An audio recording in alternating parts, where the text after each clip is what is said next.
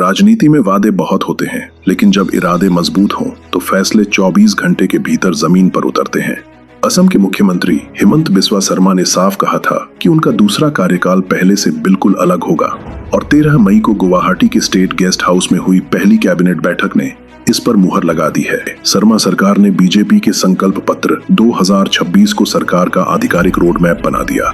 ये जनमत का सम्मान है। चुनावी वादों को सरकारी संकल्प में बदलने की ताकत है, लेकिन सबसे बड़ा प्रहार हुआ है उन ताकतों पर जो मजहब के नाम पर देश के कानून को ठेंगा दिखाना चाहती हैं। असम कैबिनेट ने यूनिफॉर्म सिविल कोड यूसीसी के ड्राफ्ट बिल को मंजूरी दे दी है। आगामी विधानसभा सत्र में यह बिल कानून बनने जा रहा है। अब जो लोग विरोध कर रहे हैं, जरा उनकी आंखों में आंखें डालकर पूछिए, क्या वो इस देश में महिलाओं का शोषण जारी रखना चाहते हैं? असम का यूसीसी की धार्मिक आस्था पर चोट नहीं करता, बल्कि यह सीधा प्रहार है सामाजिक कुरीतियों पर।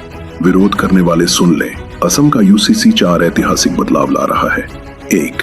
बहुविवाह पॉलीगमी पर पूर्ण प्रतिबंध। एक पत्नी के रहते दूसरी शादी का खेल अब नहीं चलेगा। 2.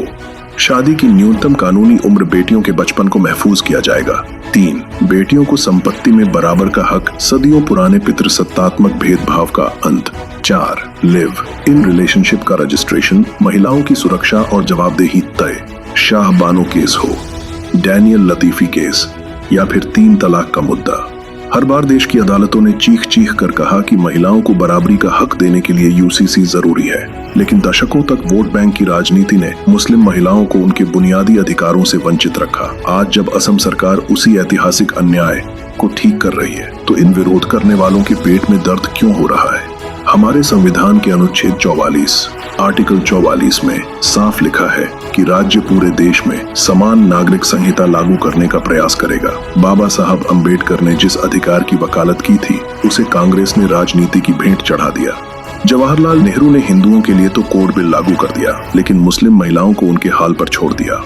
यह कैसा सेक्युलरिज्म है जहां कानून धर्म देखकर तय होता है? कोई देश तब तक सेक्युलर नहीं हो सकता जब तक उसके नागरिक कानून सेक्युलर न हो।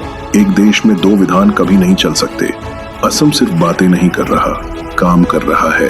प्रधानमंत्री मोदी के आह्वान पर सरकारी खर्चों में 20% तक की कटौती और सादगी के कड़े नियम लागू कर दिए गए हैं। भारत रत्न भूपेन हजारिका के सम्मान में भव्य म्यूजियम बनने जा रहा है। यह नया असम है जो तुष्टीकरण की बेड़ियों को तोड़कर न्याय और समानता के रास्ते पर विश्व गुरु बनने की ओर अग्रसर है। विरोध करने वाले विरोध करते रहें। हेमंत बिस्वा शर्मा का असम रुकने वाला नहीं है।